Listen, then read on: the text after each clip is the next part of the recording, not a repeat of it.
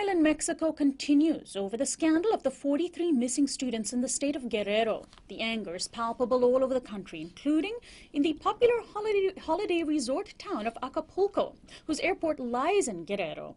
Ordinarily, during the Revolution Day holiday weekend that just ended, Acapulco would be crowded by throngs of vacationers.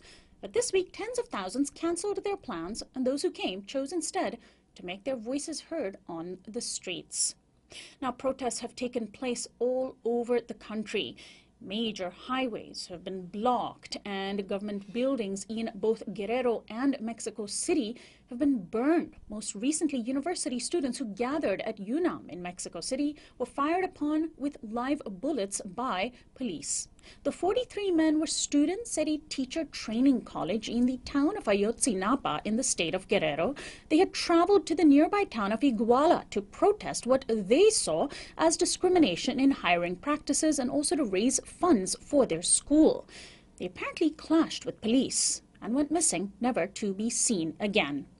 Well, the situation remains grim, and Iguala Mayor Jose Luis Abarca and his wife are among the approximately 70 people who have been arrested so far in connection with the missing students. Guerrero Governor Angel Aguirre Rivero has been forced to resign, and Mexican President Enrique Peña Nieto, returning from an Asian Economic Forum last week, vowed that his government would get to the bottom of the crime. Well, joining me in studio this morning are Roberto Flores. He's a professor of Chicano Studies at Cal State LA, longtime activist based in Los Angeles. He's also the founder of the Eastside Cafe, a space in El Sereno in Southern California that was in part inspired by the Zapatistas. Also with us is Antonio Arias, who is an activist who has been in close touch with those on the ground. I'd like to welcome the two of you to Uprising. Thank you, Sonali. Thanks so much for joining us. Well, first, let's start with the actual local aspect of this story, which is these 43 students, the localized aspect of the story. There were 30 bodies that were identified in a mass grave recently, but and that many people thought would be linked to or might be the bodies of these some of these missing students. But it was just verified by outside forensic specialists from Argentina that the bodies were not those of the students. Earlier this month, a government official said that the suspected gang members that they had in their custody had already confessed to killing these students and burning their bodies in an incinerator. But people are still hoping that they are alive.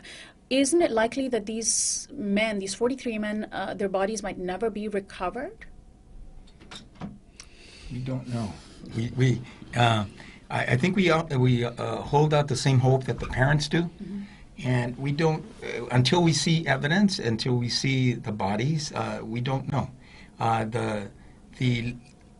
Given the practice and given the history, there might be a likelihood that the students have been killed. But until we see evidence of that, we're holding out hope, just like the parents are. Now, the parents of the students seem convinced that they're alive and being hidden somewhere, but why would they be kept hidden for so long? And when you said, given past events, explain what you mean by that background. What is the history of similar things happening in Mexico? In Antonio? terms of the parents, I've been talking to Tlachinolan for about 6 months, trying to bring them over to the universities.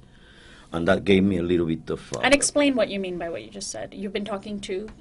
Roman Hernandez, the Tlachinolan. Tlachinolan is the human rights organization of the mountains. He's been working with in this area for 20 years. They've been seeing the building and the formation of the cracks, the Coordinadora Regional de Autoridades Comunitarias, PC, Policía Comunitaria, the formation of that form of life democracy. This is all in the state of Guerrero. On the state of Guerrero. The formation of the cracks happens because the integration of the organized crime with the government 20 years ago, that it was extremely hard to handle.